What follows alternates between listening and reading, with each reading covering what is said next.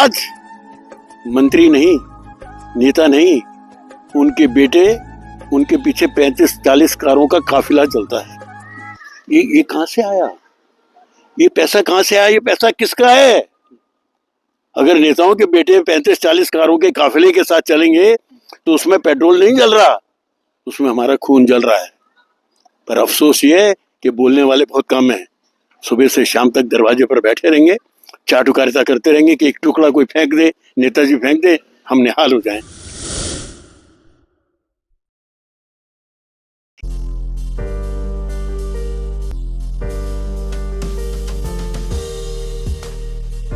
हो जाएं। ऐसे थोड़ी युग बदलता है यार। बदलने के लिए कैसे कैसे संघर्ष हुए, कैसी कैसी मारे खाई हैं, कितनी बार जेल गए हैं, कितने बार हमारे लोगों ने आंदोलन किया। कोई सी मैं एक राज चड्ढा की बात नहीं कर रहा हूँ, हजारों लाखों देश में संघ के लोग, रोटी बनाने की फुर्सत नहीं होती थी। मैं ऐसे प्रचारकों को जानता हूँ कि सुबह 4 बजे उठकर वो जाते थे लोगों को जगाने के लिए, तो एक हांडी, मिट्टी की हांडी में आटे की गोलियां बनाकर डाल देते थे और साथ में चने की दाल डाल देते थे और नमक मिर्च डाल देते थे और नीचे आग जला देते थे। 4 घंटे बाद जब शाखा वाखा का सब काम निपटा कर आते थे तो कच्ची पत्ती आटे की गोलियां वो खाकर जीवन गुजारा।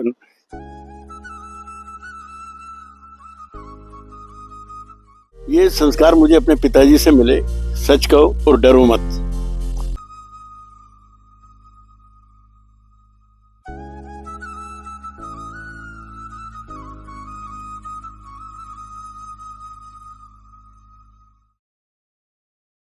एक किताब है जिसका शायद हम सबको इंतज़ार है, और वो इंतज़ार इसलिए भी है कि मेरे साथ जो खड़े हुए हैं राज चड्ढा जी, जो कि प्रखर वक्ता रहे हैं,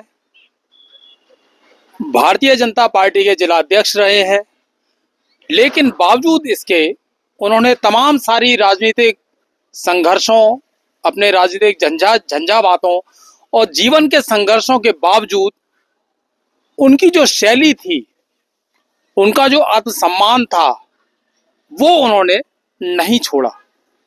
और यही वजह है कि उनका एक समय पे एक सांची कहो करके आर्टिकल आता था अखबारों में, उसकी जो उसका इंतजार सबको रहता था, चाहे वो पक्ष हो या विपक्ष। राज चड्ढा जी एक ऐसे व्यक्तित्व हैं जिन्होंने सच्चाई के लिए अपनी पार्टी को भी नहीं छोड़ा, अपनी पार्टी पर भी तमाम सारे सवालिया निशान लगा दिए। एक ऐसा व्यक्तित्व जो खांटी व्यापारी रहा, बेहतरीन कलमकार रहा, शुचिता और संस्कारों का पर्याय बनकर जिसने राजनीति रूपी काजल की कोठरी में रहकर बेदाग निकल आने का एक नया कीर्तिमान स्थापित किया।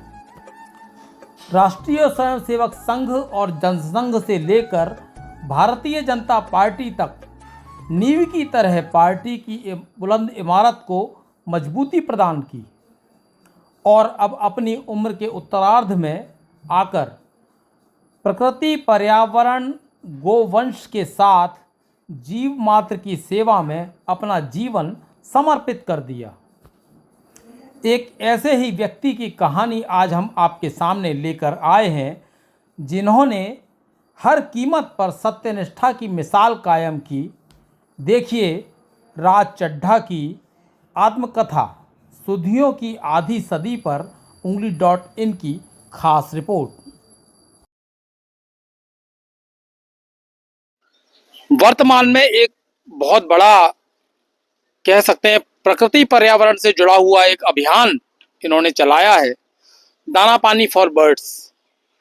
और सामाजिक कार्यकर्ता के रूप में जिस तरह से इन्होंने अपनी, कह सकते हैं कि अपने जीवन के उत्तरार्ध में जिस तरह से वो काम कर रहे हैं, वो मैं समझता हूँ कि किसी युवा के लिए भी एक प्रेरणा स्रोत तो है ही, लेकिन इसके अलावा जो इनके कार्यों से लाभान्वित होते हैं, क्योंकि आपको बता दें कि यहाँ पर लाभान्वित ये खुद को नहीं कर रहे, किसी पशु पक्षी को भी नहीं कर रहे, पेड़ पौधों को भी नहीं कर रहे, ये देश के भविष्य को बचा रहे हैं कि किसी तरह से देश का भविष्य बच जाए। चूंकि आपको बता दें कि पेड़ पौधे लगाना एक भविष्य को बचाने जैसा माना जाता है और यही ये कर रहे हैं। सांची कहो कि व्यंग्यात्मक शैली से चर्चित रहे भाजपा के वरिष्ठ नेता राज चड्ढा की आगामी पुस्तक सुधियों की आधी सदी में कितनी धार होगी और लगातार बदलते राजनीतिक सामाजिक परिदृश्य और मान्यताओं पर कितना कड़ा प्रहार करेगी, ये सवाल उठना लाजमी है, क्योंकि राज चड्ढा एक ऐसा व्यक्ति है जो सत्य के पाथिक हैं और सत्य का साथ देने में वे अपने पराये का भी भेद नहीं करते हैं। ग्वालियर भाजपा के पूर्व जिला अध्यक्ष और प्रदेश मंत्री जैसे पदों पर रहकर अपनी ही पार्टी की बदलती दशा और दिशा देखकर नसीहत देना नहीं भूलते। अपनी उम्र के उत्तरार्ध में भी प्राकृतिक पर्यावरण को पोषित करने का जोश जुनून जो राज चड्ढा में नजर आता है वो बहुत कम लोगों में मिलता है। राज जी को एक युवा भाजपा कार्यकर्ता की अभद्रता के बाद सुधियों की आधी सदी लिखने की प्रेरणा मिली तो उन्होंने इस पुस्तक में अपने राजनीतिक, सामाजिक और निजी जीवन के संस्मरण लिखे। आपको इस किताब में जनसंघ की नींव रही राजमाता विजयराजे सिंधिया से लेकर कुशाभाऊ ठाकरे और राष्ट्रीय स्वयंसेवक संघ के दीनदयाल उपाध्याय का संघर्ष, सादगी और सरलता तक सब कुछ मिलने वाला है। 25 अक्टूबर को विमोचित होने वाली इस बहुप्रतीक्षित पुस्तक में जनसंघ और भारतीय जनता पार्टी के शैशव काल की गाथा से लेकर ग्वालियर रियासत के कैलाशवासी महाराज माधवराव सिंधिया तक के संस्मरणों का चित्रण देखने को मिलेगा। राज चड्ढा ने अपने पार्षदी के दौरान अपने ही साथी पार्षदों की जिस तरह से पोल खोली है, ये पढ़ना अविस्मरणीय रहेगा। वहीं उन्होंने इस पुस्तक में बड़ी साफगोई से पूर्व नेताओं का वर्तमान नेताओं का तुलनात्मक व्याख्या करते हुए वर्तमान राजनीतिज्ञों के चरित्र पर गहरी चोट की है।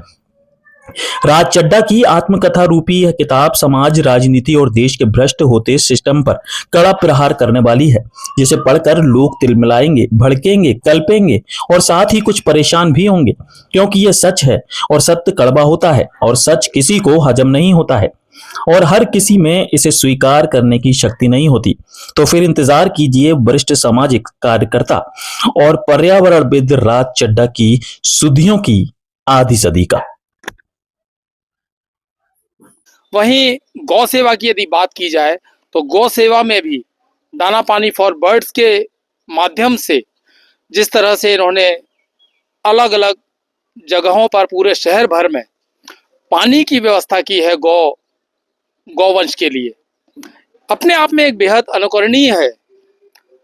मेरे साथ में राज चड्ढा जी मौजूद हैं। चड्ढा जी, किस तरह देखते हैं, चूंकि आपने तमाम सारी चीज़ें जैसा कि आपने किताब में लिखी हैं, और लेकिन सबसे अहम बात यह है कि जिस तरह से आपकी उम्र है, तो उम्र के चलते तमाम सारे ऐसे लोग हैं जो कि 60-62 साल की उम्र में रिटायर होने के बाद बिल्कुल निष्क्रिय हो जाते हैं और उसके बाद में उनका कुछ बहुत ज़्यादा केवल अपने बीवी बच्चों में लग जाते हैं, अपने नाती पोतों में लग जाते हैं।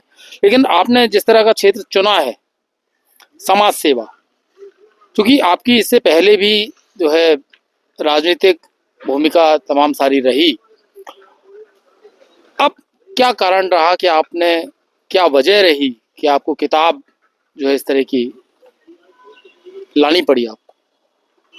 देखिए, लिखने का शौक मुझे बचपन से ही है। मैं मात्र 14 वर्ष की आयु थी जब मैंने अपना पहला व्यंग लिखा था, और वो पहला व्यंग ऐसा था कि स्कूल में लिखा था, गोरखी स्कूल में पढ़ते थे 9वीं क्लास में। तो वो व्यंग हमारे मठ साहब थे घनश्याम जी कश्यप, सर्वोदयी नेता थे, बहुत अच्छे, बहुत सज्जन व्यक्ति थे। उनके आग्रह पर मैंने पहला व्यंग लिखा था। मैं जानता भी नहीं था कि ये व्यंग है, और वो प्रकाशित भी हुआ। और कोई 35-40 साल बाद जब कश्यप जी मेरी दुकान के आगे से निकले, कोई 20 फुट की दूरी से वो जा रहे थे, उनका ध्यान भी नहीं था, मैंने उनको देखा तो कूदकर दुकान से वहाँ पहुंचा और मैंने उनके चरण स्पर्श किए। तो उन्होंने मुझे सीने लगाकर जो आशीर्वाद दिया ना, वो ये नहीं था जीते रहो, बड़ी उम्र हुई हो। उन्होंने मेरे वो 35-40 साल पहले के व्यंग का पहला पैराग्राफ ज्यों का त्यों सुना दिया। तो मेरी आंखों से आंसू निकल आए। ऐसा तो बोले, राज ये मैं भूल नहीं सकता जो तुमने लिखा था। तो अब तो 14 वर्ष से लिखते रहे, लगातार लिखते रहे। इसके बाद ग्वालियर स्वदेश में पहले संपादक हुए श्री राजेंद्र शर्मा जी, वह भोपाल में। उन्होंने यहाँ पर पत्रकारों की एक नई टीम तैयार करी जो आज देश भर में फैले हुए हैं। आलोक तोमर उनकी देन, हरीश पाठक है, राकेश पाठक है, कोई सीमा ही नहीं है। सब बड़े पत्रकार जो देश भर में हैं, उसमें बहुत सारे ग्वालियर से निकले हुए हैं। तो उन्होंने मुझसे बहुत स्नेह करते थे, वो बड़े भाई की तरह थे मेरे। तो उन्होंने मेरा एक स्तंभ शुरू किया स्वदेश में, शीर्षक था सांची कहो तो क्यों डरो। तो बस लिखता चला गया और वो छपता चला गया। वो कुछ ऐसा लोगों के मन में बैठ गया कि लोग स्वदेश का इंतजार करते थे कि इसमें सांची का होगा। और उसके तमाम किस्से हैं कि एक बार माधवराव सिंधिया जी का चुनाव में जो है, तब वो कांग्रेस में जा चुके थे, तो उनका हेलीकॉप्टर क्षतिग्रस्त हो गया था। तो स्वदेश से आलोक तोमर और जय किशन शर्मा ये देखने गए कि वास्तव में एक्सीडेंट हुआ भी है कि सब राजनीतिक प्रोपेगेंडा है। तो महल में गए तो माधवराव बैठे हुए थे और उनके हेलीकॉप्टर की मरम्मत हो रही थी। तो माधवराव जी ने पहला सवाल उनसे ये किया, जय किशन जी से, जो सह संपादक थे स्वदेश में, कि ये राज चड्ढा कौन है? उन्होंने कहा ये जनसंघ के कार्यकर्ता हैं। तब शायद भारतीय जनता पार्टी बन गई थी, भारतीय जनता पार्टी के कार्यकर्ता हैं। बोले नहीं, करते क्या है? बोले कुछ नहीं, बाड़े पर कपड़े की दुकान है। तो बोले एक दुकानदार इतना साहसी हो सकता है? इतना मेरे विरुद्ध लिखते हैं, इतना कांग्रेस के विरुद्ध लिखते हैं, यार एक दुकानदार की इतनी हिम्मत नहीं हो सकती। तो बोले जी वो कुछ ऐसा ही है। तो फिर वो एक बार सर्वे करवाया स्वदेश ने अपने पाठकों से शहर भर में कि आप स्वदेश क्यों खरीदते हैं। तो 55% पाठकों ने लिखकर दिया कि क्योंकि इसमें राज चड्ढा का सांची कहो होता है। नहीं, सांची कहो तो क्यों डरो, ये आपका शीर्षक था उस आर्टिकल का, जो आपका स्तंभ छपता था। स्तंभ का। लेकिन मुझे एक आप बात बताएं कि आपकी सांची कहो में आपने व्यंग्यात्मक शैली रखी, धारदार शैली रही, ऐसा क्यों रहा? क्या आपके बचपन में कुछ ऐसा हुआ कि आपको धारदार, व्यंग्यात्मक और लोगों को निशाना साधने वाली शैली आपको अपनानी पड़ी? क्या रहा? नहीं, ऐसा कुछ नहीं है। मेरे जीवन में कोई ऐसी घटना नहीं हुई जिसके कारण मैं ये प्रेरित हुई। ये संस्कार मुझे अपने पिताजी से मिले, सच कहो और डरो मत। तो जब मैं लिखने लगा तो मुझे पता ही नहीं था, जब मैंने बताया आपको कि ये व्यंग होता है, लेकिन आदत थी व्यंग्यात्मक शैली में बात करने की। तो फिर उसके लपेटे में बड़े बड़े लोग आए, वो पढ़ते थे, थोड़ा सा तिल मिलाते थे, पर बड़े बड़े लोग आए। बड़े बड़े लोग उस समय चूंकि लोग पढ़ के भूल भी जाते थे और तारीफ भी करते थे। लेकिन पुराने जमाने की बात, अब चूंकि आपने अभी सदियों की आधी सदी इस तरह से आपने लिखी है, तो इस बार किस पे व्यंग रहेगा, किस पे निशाना साधने वाले? नहीं, ये पुस्तक दरअसल व्यंग नहीं है मूल रूप से जी। हुआ ऐसा कि एक दिन सोशल मीडिया पर मैंने देखा कि मेरी पार्टी का ये कार्यकर्ता विपक्षी पार्टी से संवाद कर रहा था, विपक्षी नेता से। तो संवाद करते करते इसने अभद्र शब्दों का प्रयोग कर दिया मेरे कार्यकर्ता ने। तो मैंने तुरंत लिखकर उसको टोका कि ये ठीक नहीं है, बात आपकी कितनी भी सही हो, लेकिन आपकी भाषा संयत होना चाहिए, ये ठीक नहीं है। तो उसने मुझे जवाब दिया, अंकल जी रहने दीजिए, अब आपका जमाना गया, अब यही भाषा ये लोग समझते हैं, और अब आप राजनीति तो छोड़ ही चुके हो, अब आप अपनी आत्मकथा लिखो, उसी लायक आप बचे हो। तो कमाल हो गया। ये एक मतलब भारतीय जनता पार्टी के वरिष्ठ जिला अध्यक्ष जो कि राज चड्ढा जी हैं, और इनकी ही पार्टी के कार्यकर्ता ने इन्हें आईना दिखा दिया, और वो आज का आईना दिखा दिया, हकीकत का आईना दिखा दिया, जो कहें आज के शब्दों में कि हकीकत का आईना दिखाया कि आप केवल अपने बच्चों तक सीमित रहो, आपको इन दुनिया जहान की चीजों से कोई लेना देना नहीं है। क्योंकि आप उम्र के उत्तरार्ध में आ चुके हो, तो इसलिए आप शांति से घर बैठे। और ये कहना था भारतीय जनता पार्टी के एक कार्यकर्ता का, ऐसे कार्यकर्ता का जिस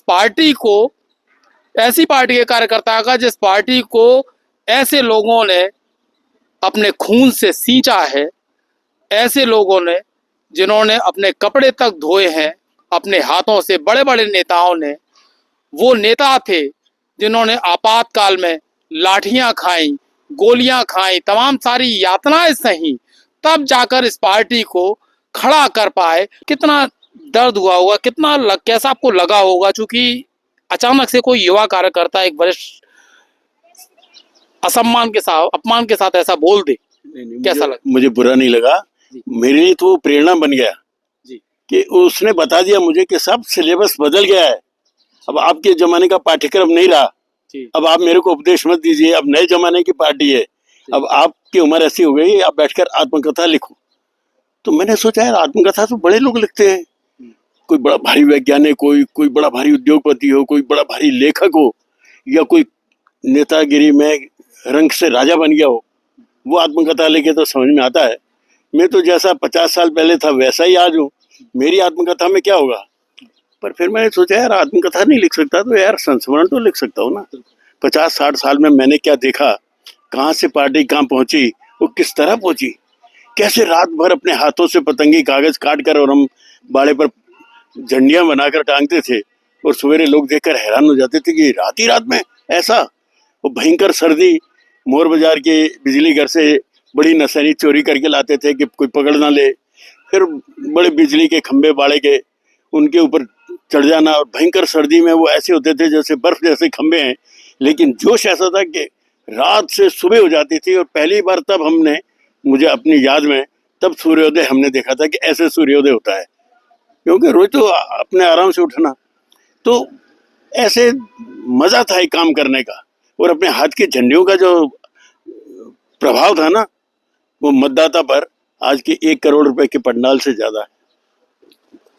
1 करोड़ रुपए के पंडाल से ज्यादा है वो जोश, वो जुनून जिन्होंने पार्टी को खड़ा किया। लेकिन अब वो पार्टी किस राह पर है, जैसा कि अभी बताया गया आपके सामने। इस किताब की यदि हम बात करें तो आपने आपातकाल के भी तमाम सारे संस्मरण कहे अपने, और आपने जो जैसे कुशाभाऊ ठाकरे और भी तमाम सारे जो आपके यहाँ पर लोग रुके, बड़े बड़े नेता रुके, एक सवाल उठता है, क्योंकि ग्वालियर चंबल के जो छत्रप रहे हैं वो माधवराव सिंधिया रहे हैं। माधवराव सिंधिया कांग्रेस में थे, राजमाता भारतीय जनता पार्टी में थी आंग्रे के प्रभाव के चलते, और माँ बेटे में जिस तरह से सामंजस्य नहीं बन पाया, हालांकि वो अंतिम दौर तक नहीं बना वो सामंजस्य। एक मामला हुआ था हिरण्यवन कोठी का, उसमें क्या हुआ, चूंकि उसके भी संस्मरण आपने किताब में लिखे। ये बड़ा कटु प्रसंग है कि सरदार आंग्रे को मुख्य अपना विरोधी समझते थे श्रीमंत माधवराव सिंधिया, और वो समझते थे कि ये हर समय राजमाता को प्रभावित करते हैं कि आप जो है कांग्रेस के विरुद्ध बोलो और भारतीय जनसंघ या जनता पार्टी का काम करो, भाजपा का काम करो, तो ये इनको चुप कराना जरूरी है। तो एक बार सब शहर के जितने कांग्रेसी प्रमुख नेता थे, वो उन्होंने, नौजवानों ने, हिरण्यवन कोठी जो निवास स्थान था आंग्रे साहब का, वहाँ पर उन्होंने रात ही रात में हमला किया। वो सुनसान रहता था क्योंकि आंग्रे साहब दूसरी जगह रहते थे, आंग्रे साहब के बाड़े में। तो वहाँ जो कुछ भी था वो लूट कर ले गए, हीरे मोती भी बताते हैं, सोना भी था, और घर का सामान था, कुछ ले गए, कुछ तोड़ गए, नष्ट कर गए, और वो सब ले गए। और उसके बाद राजमाता बहुत उदास थी, और दूसरे दिन सवेरे महल में हमको बुलाया गया, हमारी पार्टी सारी गई, बाबू साहब थे, इंदापुरकर जी थे, प्रभाकर केलकर थे, श्याम बिहारी मिश्रा थे, और 10-5 हम लोग थे। तो राजमाता लगातार रोए चली जा रही थी। तो आंग्रे साहब ने मुझे बुलाया इशारे से, बोले राज कुछ ऐसा कहो कि राजमाता का मनोबल बढ़े, ये तो बहुत निराश हो गई है, क्या हुआ। ये प्रसंग आते हैं जीवन में, राजनीति में तो आते ही है। तो बस उन्होंने कहा, और फिर मैं खड़ा होकर बोला, मुझे याद नहीं आज मैं क्या बोला, तब की बात है, बहुत समय हो गया। लेकिन उसके बाद चमत्कारिक परिवर्तन हुआ, राजमाता ने अपने आंसू पोंछे और खड़ी हो गई। अरे बोले क्या हुआ, एक बेटा गया तो क्या हुआ, राज्य से हजारों बेटे मेरे साथ हैं, मुझे रोने की और डरने की क्या जरूरत है, हम लड़ेंगे और हम मुकाबला करेंगे। तो ये वो पवित्र मन की राजमाता थी, वो तो हमारी नेता थी। माधवराव तो क्षत्रप होंगे, कांग्रेस में मंत्री रहे होंगे, पर राजमाता का दर्जा कोई दूसरा नहीं प्राप्त कर सका, या अटल बिहारी वाजपेयी या राजमाता। यही ग्वालियर की शान थे और सारे देश की शान बने, और अपनी ईमानदारी, अपनी सादगी, अपने समर्पण के कारण बने। उनका कोई मुकाबला ही नहीं। एक सवाल है, महल से जुड़ा हुआ सवाल है। माधवराव सिंधिया, राजमाता विजयराजे सिंधिया और अब के ज्योतिरादित्य सिंधिया में कितना अंतर देखते हैं, क्या लगता है? अब देखो जी, मेरे को इनके बारे में ज्यादा जानकारी नहीं है। आपको माधवराव जी का एक प्रसंग बताऊं मैं। सर्वाधिक ग्वालियर में अगर माधवराव जी के विरुद्ध मंच पर सर्वाधिक कोई बोला है तो उसका नाम राज चड्ढा है। एक तो जोश था, बोलने का था ही उत्साह, तो खूब मेरा प्रयोग भी किया गया इसलिए। मगर एक बार क्या हुआ कि हमारे अध्यक्ष, जिला अध्यक्ष भाऊ साहब पोतनीस बीमार पड़े, तो भाऊ साहब पोतनीस की और माधवराव सिंधिया जी की अच्छी ट्यूनिंग थी। तो भाऊ साहब का फोन आया कि राज, माधवराव आ रहे हैं, आप घर पर आ जाओ। तो मैं और अजीत वरैया दोनों जो है घर पर पहुंचे और बैठे, और थोड़ी देर में माधवराव आए और वो बैठे और भाऊ साहब का स्वास्थ्य वगैरह पूछा और बातचीत करने लगे। तो भाऊ साहब ने नोट किया कि इन्होंने शायद राज को पहचाना नहीं है महाराज ने, तो इन्होंने राज की तरफ ध्यान ही नहीं दे रहे। तो उन्होंने कहा, महाराज आपने पहचाना नहीं? सॉरी, मैंने नहीं पहचाना। अरे बोलिए, अपना राज है, राज चड्ढा। भाऊ साहब का ये कहना था। माधवराव अपनी कुर्सी से खड़े हुए और मेरे को ऐसे सीने से लगा, अरे राज, तुम्हारा भाषण सुनने के लिए यकीन मानना, मैं गाड़ी में शीशे चढ़ाकर वो पोस्ट ऑफिस के सामने गाड़ी खड़ी करवा देता था, और तुम्हारा पूरा भाषण सुनने के लिए मैं आता था। तो यार, बड़प्पन तो है ना, विरोधी का सम्मान और उसकी आलोचना को भी सहर्ष लेना और आलोचना सुनने के लिए आना, ये कितनी बड़ी बात है। बड़ा जिगर था। ज्योतिरादित्य जी की भी संदेश है मुझसे आज मिलने के लिए। तो अब मैं राजनीति से चूंकि विरक्त हो चुका हूँ, तो इसलिए मेरा अब कहीं जाने का और मन करता नहीं है। पूर्व की पार्टी, जिस तरह से आप लोगों ने और बड़े बड़े नेताओं ने, जिस तरह से पुराने अटल बिहारी वाजपेयी हों, कुशाभाऊ ठाकरे हों और गोलवलकर जी हों आरएसएस के, और तमाम सारे जो भी नेता रहे, उन्होंने पार्टी को अपने खून से सींचा।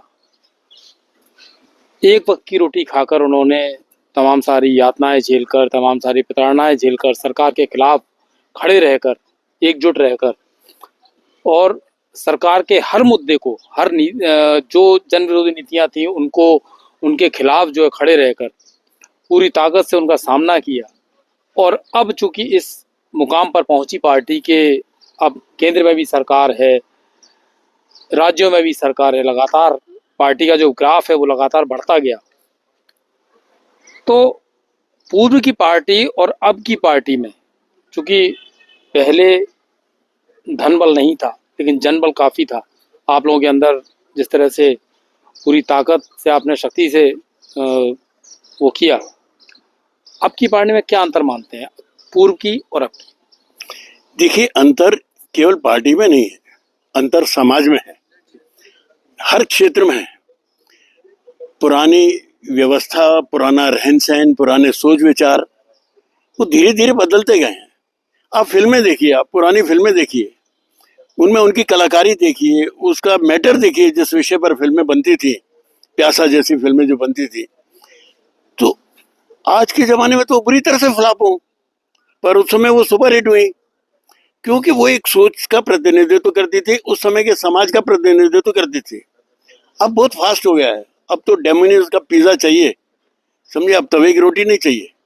तो ये सारे समाज में जो अंतर आया है, वही मेरी पार्टी में अंतर आया है। इस समाज के अलावा आपने देखा होगा कि पहले जब कोई भी सभा, आम सभा होती थी, किसी बड़े नेता की, इंदिरा गांधी की, अटल बिहारी वाजपेयी की, तमाम सारे जो बड़े नेता, लोहिया की सभा होती थी, तो उस समय लोग जिस तरह से दौड़ दौड़ के जाते थे। बिल्कुल। और अब क्या स्थिति है? अब देखिए, अब टेलीविजन आ गया है, अब सोशल मीडिया आ गया, लेकिन अब भीड़ नहीं होती। अब सोशल मीडिया अभी हाल ही में पिछले 10-20 वर्षों में काफ़ी ज़्यादा उसका प्रभाव हुआ है। इससे पहले भी जो लोग जाते थे सभा में, बुलाए से नहीं उनको पूरी प्रयास करने पड़ते हैं, सरकारी सिस्टम लग जाता है।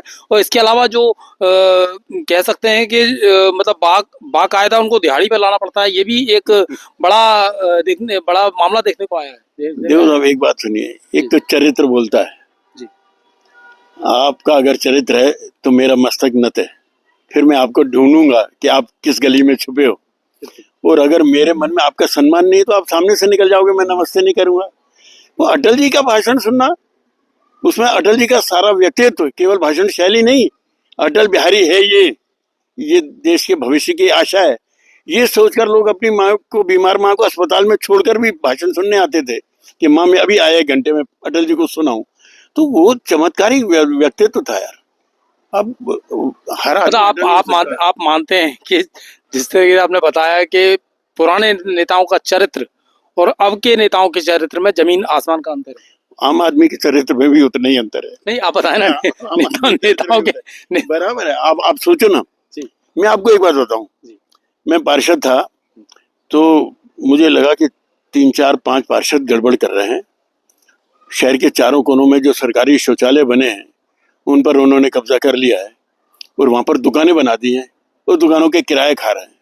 वो काम शुरू हुआ था तो हम तो गुस्से से पागल, तो मैं, भानु जैन, पूरन सिंह पलैया और वसंत विटवेकर, 4 लोग तो मुझे याद हैं, हम स्वर्गीय शेजवलकर जी यहाँ पहुंचे, विवेक के पिताजी के यहाँ, वही हमारे गुरु थे। तो हमने कहा देखो काका क्या गजब हो रहा है, हमारे लोग पखानों पर कब्जा करके और दुकानें बना रहे हैं, क्या होगा पार्टी का, कल बाड़े पर सभा होगी, लोग हमारे मुंह पर थूकेंगे। तो वो बड़े शांत रहे। उन्होंने कहा कि राज कितने पार्षद हैं तुम्हारे? मैंने जी 48 कितने लोग गड़बड़ हैं इनमें से? मैंने 4 5 तो गड़बड़ हैं। तो बस तुम क्या रामराज समझते हो क्या? 48 में से 5 भी गड़बड़ नहीं होंगे? मैंने कहा जिंदगी में मैंने आपकी बात नहीं काटी, पर यहाँ मैं आपसे मतभेद रखता हूँ।